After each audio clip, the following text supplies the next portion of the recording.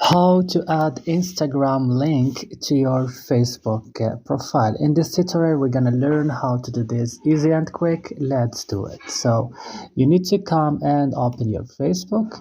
After that, you should go to your profile and open it.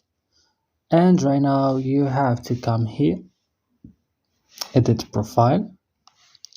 Scroll down and click edit your about information. Scroll down until you found contact information and click edit. Next, you should come to social links and click add social links.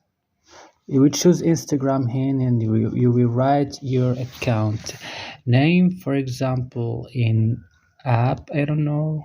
I'm just trying to show you guys. Maybe it is not correct. Click save. And that's all, guys. When I back to my profile, I will see that I add my Instagram. So that's all. Don't forget to like and subscribe in our channel.